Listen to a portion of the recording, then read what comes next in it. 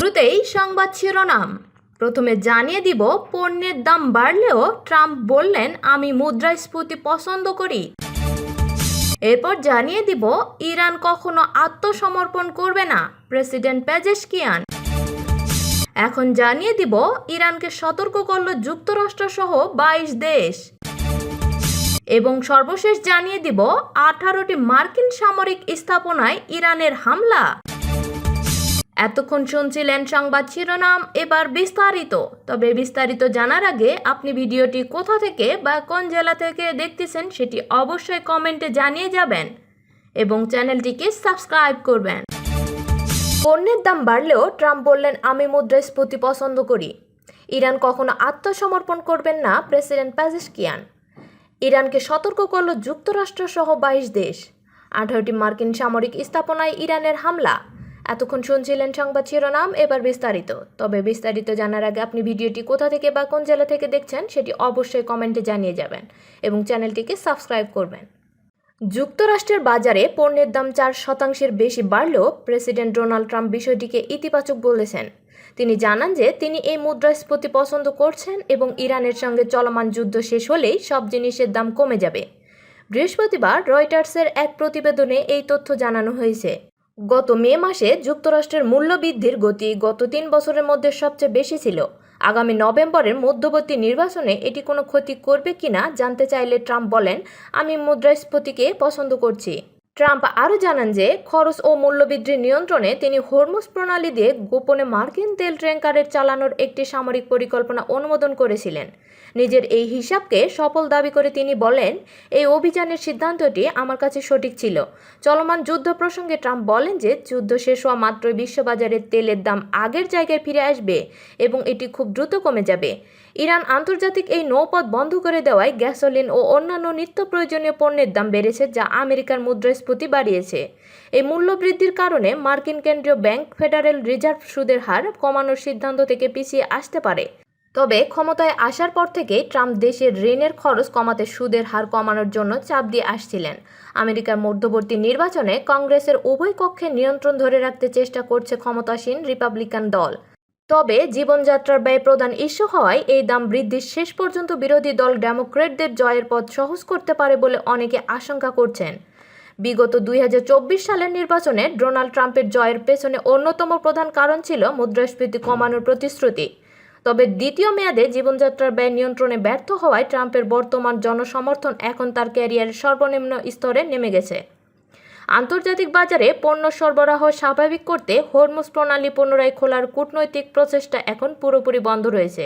বিশ্লেষকরা সতর্ক করেছেন যে আগামী সপ্তাহগুলোতে তেলের দাম আবারও বাড়তে পারে, যা আর্থিক বাজারকে বড় ঝুঁকিতে ফেলবে। দুই দেশের মধ্যে দ্রুত কোনো চুক্তি হলেও এই নৌপথ দিয়ে পণ্য সরবরাহ স্বাভাবিক হতে কয়েক মাস সময় লাগবে। ফলে এই বাজার অস্থিরতা পুরো 2026 সাল জুড়ে বজায় থাকার আশঙ্কা রয়েছে, যা মার্কিন নাগরিকদের কেনাকাটার সক্ষমতা কমিয়ে দিচ্ছে।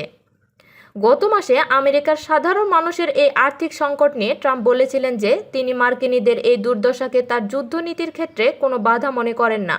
ইরানের উপর নতুন হামলার হুমকি দিয়ে তিনি বলেন আমি সাধারণ আমেরিকানদের আর্থিক অবস্থা নিয়ে ভাবি না, আমি কেবল একটি বিষয় নিয়েই ভাবি, তা হলো আমরা কোনোভাবেই ইরানকে পারমাণবিক অস্ত্র তৈরি করতে দিতে পারি না। যুদ্ধবিরতি লঙ্ঘন হলেও ইরান কখনো আত্মসমর্পণ করবে না বলে দীর্ঘ অবস্থান জানিয়েছেন দেশটির প্রেসিডেন্ট মাসুদ পেজেশকিয়ান। বুধবার মিডল ইস্ট আই এ তথ্য জানিয়েছে, তিনি বলেন যুদ্ধ কখনোই কোনো দেশের জন্য কল্যাণকর নয়। তবে যদি কেউ মনে করে ইরানের মর্যাদা, ভূখণ্ড ও মাতৃভূমিতে আঘাত করে আমাদের আত্মসমর্পণে বাধ্য করা যাবে বা পিছু হটানো যাবে, তাহলে সেটা তাদের বড় ভুল। গাজার উদাহরণ টেনে প্রেসিডেন্ট পেজেশকিয়ান আরও বলেন 3 বছর ধরে একটি ছোট উপত্যকাকে তারা আত্মসমর্পণে বাধ্য করতে পারেনি, তাহলে তেহরানকে পরাজিত করা তো আরও অসম্ভব। আল জাজিরা সহ আন্তর্জাতিক সংবাদ মাধ্যম জানিয়েছে প্রেসিডেন্ট ডোনাল্ড ট্রাম্পের নির্দেশে যুক্তরাষ্ট্র ইরানের একাধিক লক্ষ্যবস্তুতে নতুন করে হামলা চালিয়েছে। জবাবে ইরান দাবি করেছে তারা বাহরাইন, কুয়েত ও জর্ডানে অবস্থিত মার্কিন সামরিক ঘাঁটিতে এবং হরমুজ প্রণালীতে 2টি জাহাজে হামলা চালিয়েছে।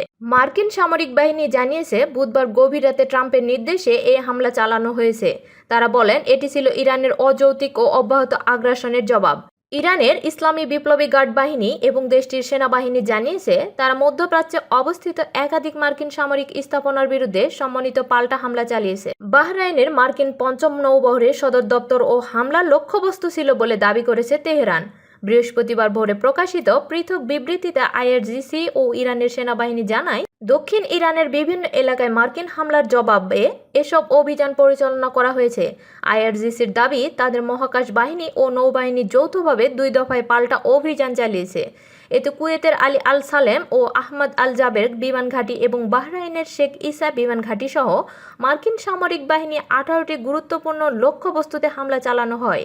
অন্যদিকে ইরানের সেনাবাহিনীর জনসংযোগ বিভাগ জানায়, বিস্ফোরকবাহী বিভিন্ন ড্রোন ব্যবহার করে বাহরাইনের অবস্থিত মার্কিন পঞ্চম নৌবহরের সদর দপ্তরে হামলা চালানো হয়েছে।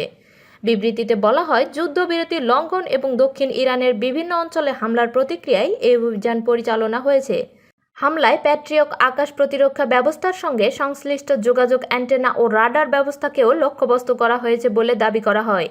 ইরানের সেনাবাহিনী আরও জানিয়েছে, তাদের বাহিনী পরবর্তী যে কোনো সংঘাত মোকাবেলায় পুরোপুরি প্রস্তুত রয়েছে এবং আগ্রাসীর শাস্তি সম্পূর্ণ না হওয়া পর্যন্ত অভিযান অব্যাহত থাকবে।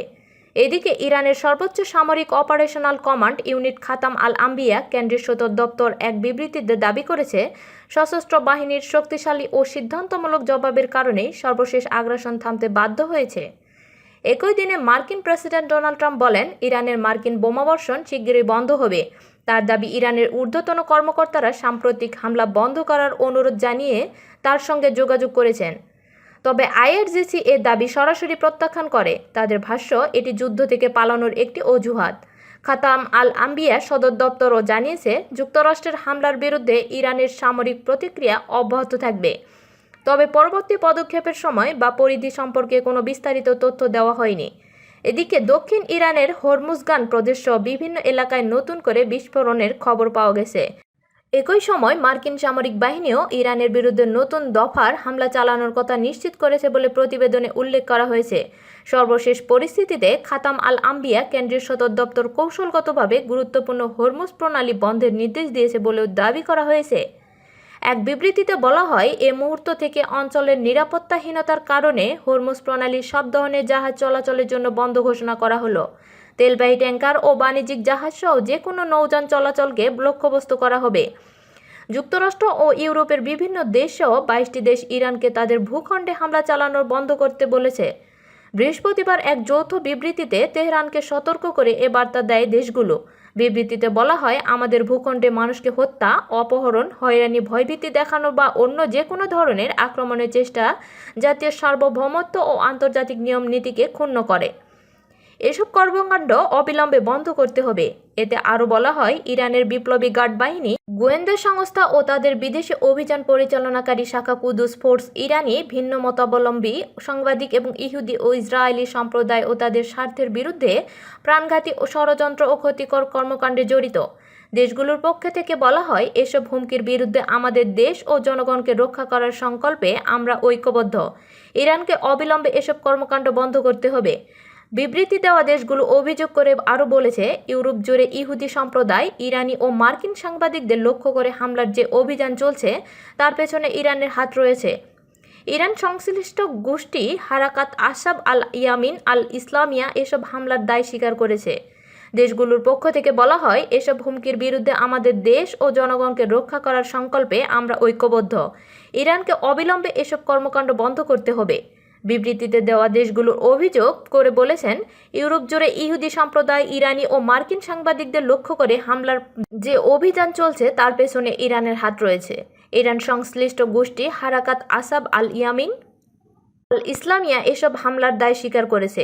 আইআরজিসির দাবি অনুযায়ী হামলায় মার্কিন বাহিনী ব্যবহৃত F-35, F-15 ও F-16 যুদ্ধবিমান এবং যুক্তরাষ্ট্রের সামরিক বাহিনীর গুরুত্বপূর্ণ স্থাপনাগুলোকে লক্ষ্যবস্তু করা হয়। তবে এ দাবির স্বাধীনভাবে যাচাই করা সম্ভব হয়নি। এর আগে কুয়েতে অবস্থিত মার্কিন সামরিক ঘাঁটিতে হামলা চালায় ইরান। দেশটির ইসলামিক রেভলিউশনারি গার্ড কর্পস জানিয়েছে, অবৈধভাবে প্রণালী অতিক্রমের চেষ্টা করা 2টি তেলবাহী জাহাজ হামলা চালানো হয়েছে। এছাড়া বাহরাইনের শেখ ইসা বিমান ঘাঁটি এবং কুয়েতের আলী আল সালেম ও আহমদ আল জাবের বিমান ঘাঁটিতে ড্রোন হামলা চালানোর দাবিও করেছে তারা। ওমান উপকূলে সেত্তবেল্লো নামে একটি তেলবাহী জাহাজে মার্কিন হামলায়